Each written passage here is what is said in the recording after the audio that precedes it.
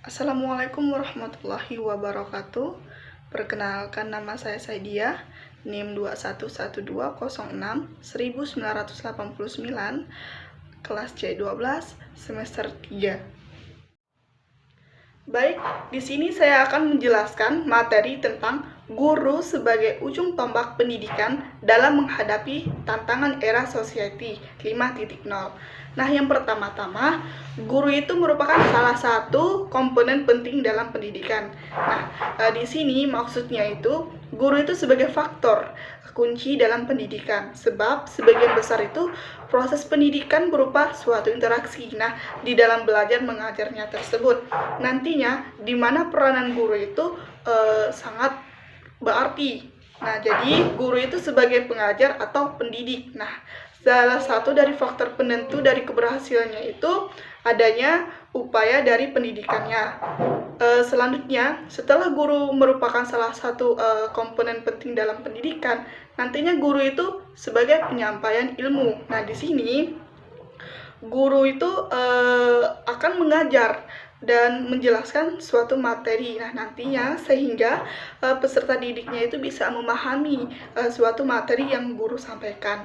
Nah, setelah guru sebagai menyampaikan ilmu, habis itu nanti gurunya itu bisa sekaligus memberikan tanggung jawab terhadap perkembangan kepribadian siswa.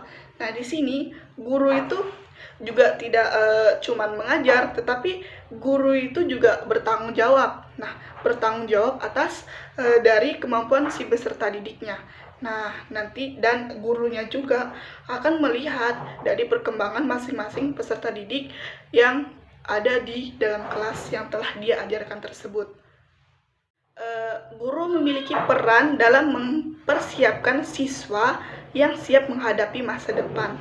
Nah, yang artinya guru itu ya sangat berperan penting karena guru itu akan memberikan jalan atau petunjuk kepada si peserta didiknya nantinya, sehingga mereka itu bisa memilih masa depannya itu seperti apa dan apa yang bisa dia ambil, terus apa yang bisa dia pakai seperti itu ya. Nah, berikutnya guru itu perlu memahami hal-hal berikut ini. Nah, di sini di dalam memahaminya itu gurunya di sini ada 3. Yang pertama, peluang yang dapat dimanfaatkan. Nah, di sini ya, guru itu bisa mencari pekerjaan sampingan selama tidak mengganggu waktu atau kegiatan pada saat dia mengajar tersebut. Nah, yang kedua, kondisi kehidupan masa depan. Nah, di sini kita juga bisa mengetahui bahwa seorang guru itu harus mempersiapkan dengan matang, sehingga nantinya pada saat kehidupan yang akan datang dia itu tidak akan mengalami kesulitan seperti itu. Nah, yang terakhir, tantangan yang dihadapi. Nah, di sini kita juga bisa mengetahui bahwa guru itu harus bisa menerima risiko atau tantangan yang akan terjadi di masa yang akan datang seperti itu. Menurut dari Ambarawati tahun 2021. Nah, dengan tuntutan Society 5.0, siswa tidak hanya membutuhkan teknologi untuk mengembangkan sumber dayanya. Nah, maksudnya siswa itu harus berkreatif. Nah, pada saat melakukan pembelajaran tidak hanya harus menggunakan teknologi, tetapi bisa menggunakan barang-barang yang ada di sekitarnya untuk dijadikan sebagai pembelajaran tersebut. Nah, selanjutnya siswa juga perlu bersosialisasi dengan lingkungan sekitar agar memperoleh informasi yang lebih luas. Nah, di sini kita bisa mengetahui bahwa siswa itu tidak hanya belajar di dalam kelas. Nah, tetapi siswa itu juga bisa diajak belajar di luar kelas. Nah, sehingga nantinya siswa itu bisa memperoleh suatu informasi yang lebih luas atau lebih mendalam pada saat melakukan suatu pembelajaran yang ada di luar kelas tersebut. Nah, selanjutnya untuk menjelaskan serta menyampaikan ide-idenya secara efektif. Nah, di sini kita bisa mengetahui ya bahwa siswa itu juga diberikan kesempatan ya untuk menjelaskan suatu materi yang dia pahami dan juga bisa menyampaikan suatu ide atau pendapat yang dia rencanakan atau yang dia pikirkan tersebut. Nah, selanjutnya ada juga karena komunikasi merupakan perantara yang menghubungkan komunikasi dan kemajuan teknologi yang diperoleh. Pendidikan di era ini membutuhkan sumber daya manusia yang memiliki kompetensi tertentu. Nah, yang pertamanya itu ada keterampilan pemahaman yang tinggi. Nah, di sini sebagai seorang guru tuh harus bisa menguasai materi dan bisa memahami materi yang dia sampaikan kepada peserta didiknya pada saat melakukan pembelajaran di dalam kelasnya tersebut. Nah, selanjutnya keterampilan berpikir kritis. Nah, di sini seorang guru itu harus bisa mengevaluasi atau bisa merespon atau bisa berpikir kritis bagaimana sih cara menyampaikan suatu materinya atau bagaimana sih cara menjelaskan materinya itu supaya bisa dipahami atau bisa dimengerti oleh si peserta didiknya tersebut. Nah, selanjutnya keterampilan kolaborasi dan komunikasi. Nah, di sini sebagai seorang guru itu tidak hanya mengandalkan bukunya saja. Misalkan guru itu harus bisa berkomunikasi dengan baik agar nantinya pada saat dia menjelaskan suatu materi tersebut, dia tuh materinya tuh bisa dipahami atau bisa dikuasai oleh si peserta didiknya. Dan pada saat seorang guru juga pada saat dia menjelaskan suatu materi tersebut, guru itu tidak hanya duduk diam saja. Guru itu bisa berdiri, terus bisa berjalan ke kiri, ke kanan, atau juga bisa pada saat menjelaskan materinya tersebut, itu guru itu bisa menghampiri meja siswanya tersebut. Nah, selanjutnya adanya keterampilan inovasi. Nah, di sini sebagai seorang guru itu harus memiliki pengetahuan yang lebih tinggi, terus memiliki kemampuan yang lebih tinggi agar pada saat dia melakukan pembelajaran tersebut, dia itu tidak merasa canggung.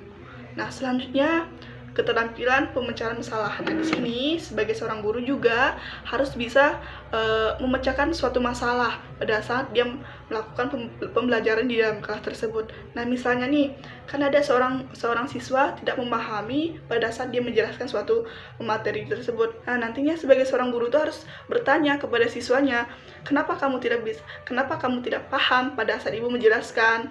Itu pun pada saat seorang guru itu bertanya itu dengan baik-baik, jangan sampai nantinya si peserta didiknya itu nanti dia tuh merasa gurunya tuh marah kepadanya, seperti itu ya. Nah, selanjutnya keterampilan dalam menguasai media teknologi informasi dan komunikasi. Nah, seorang guru juga itu harus bisa menggunakan teknologi ya seperti laptop, HP dan lain sebagainya. Misalnya nih, laptopnya itu bisa digunakan pada saat membuat soal ulangan, terus catatan buat penilaian siswa, seperti itu. Nah, terus seorang guru juga harus bisa menggunakan aplikasi. Nah, nantinya misalkan kita melaksanakan pembelajaran itu dengan menggunakan HP. Nah, nanti kan di situ kan ada aplikasinya, misalkan aplikasi Zoom, terus ada Google Meet dan lain sebagainya. Nah, selanjutnya adanya keterampilan hidup dan karir. Nah, di sini seorang guru juga harus berpikir ya lebih berkarir lagi agar nanti dia tuh memiliki kemajuan yang lebih baik dan lebih bagus, seperti itu.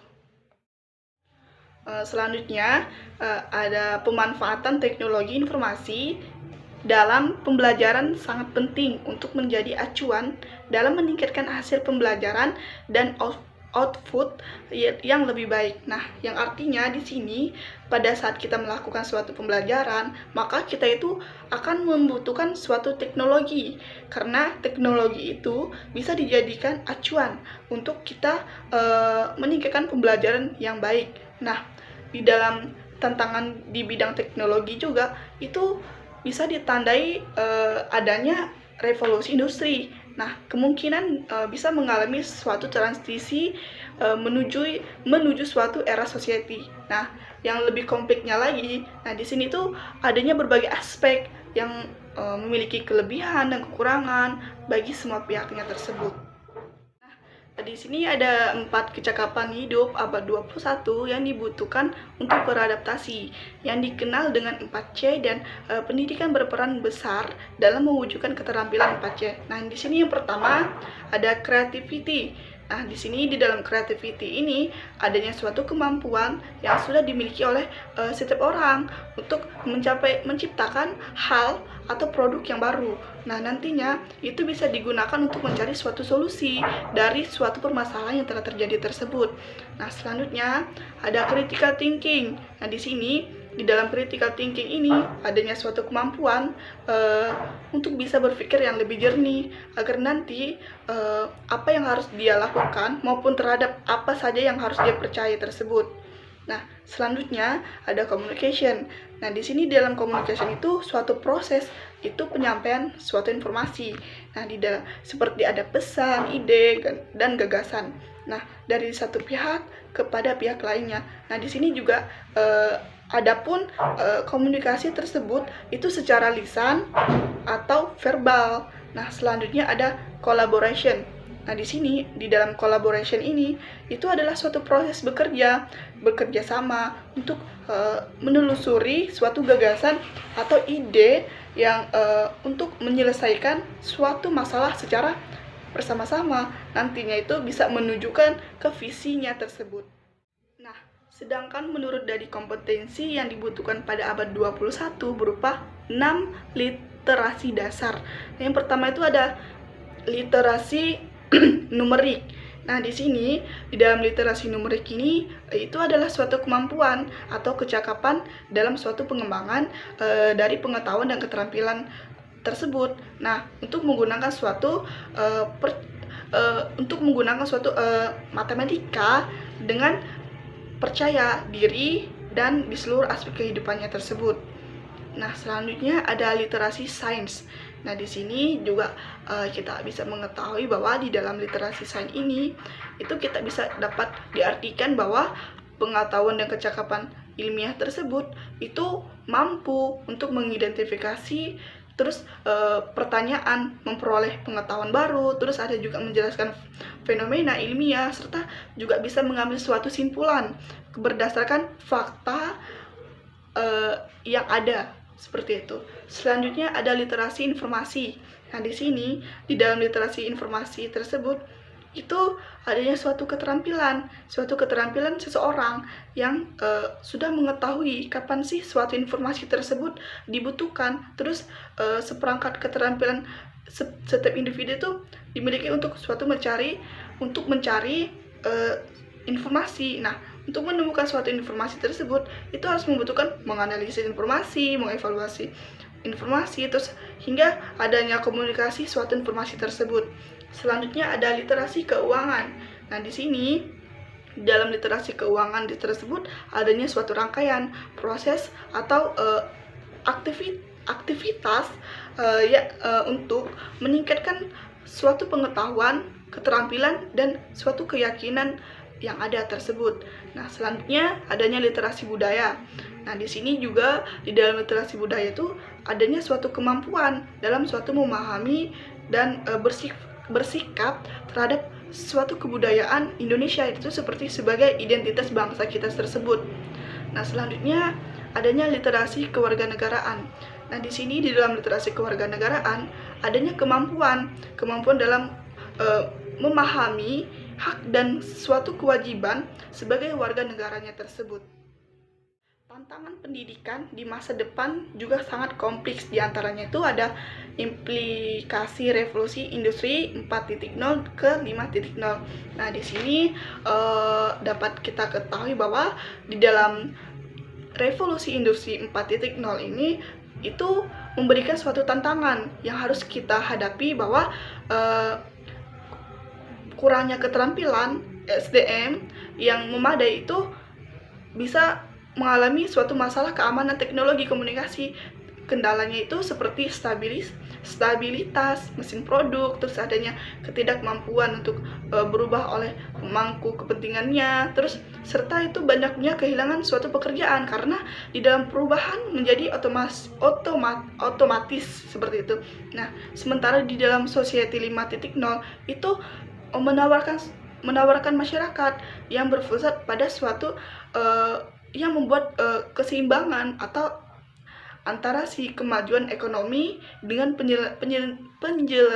penyelesaian suatu masalah sosial. Nah, itu melalui sistem yang sangat menghubungkan melalui dunia maya dan dunia nyata tersebut. Nah, selanjutnya adanya masalah lingkungan hidup. Nah, di sini di dalam masalah lingkungan hidup adanya itu aspeknya itu bersifat negatif. Nah, dari aktivitas manusia terhadap suatu lingkungan itu biofisik seperti itu. Selanjutnya kemajuan teknologi informasi. Nah, di sini di dalam kemajuan teknologi informasinya itu adanya perkembangan teknis. Nah, yang mengubah suatu yang bisa mengubah suatu kemajuan dan mempercepat proses kerja komunikasinya tersebut. Nah, selanjutnya ada konvergensi ilmu dan teknologi. Nah, di sini adanya kecenderungan suatu berbagai teknologi yang pada mulanya itu tidak terkait menjadi suatu terintegrasi, nah lebih dekat dan bahkan itu bisa menyatu di saat teknologi itu berkembang seperti itu. Nah, selanjutnya adanya ekonomi berbasis pengetahuan. Nah, di sini kita juga bisa mengetahui bahwa di dalam perekonomian di dalam berbasis pengetahuan ini adanya itu perekonomian yang secara langsung itu bisa didasarkan atas suatu produk, distribusi, serta penggunaannya. Selanjutnya, yang terakhir itu ada kebangkitan industri kreatif dan budaya. Nah, yang artinya itu berasal dari suatu pemanfaatan dari keterampilan, terus adanya kreativitas dan bakat yang dimiliki seseorang dan dapat menciptakan kesejahteraan dan lapangan pekerjaannya tersebut. Baik, sampai di sini materi yang bisa saya jelaskan. Maaf jika banyak kekurangan. Sekian dan terima kasih. Wassalamualaikum warahmatullahi wabarakatuh.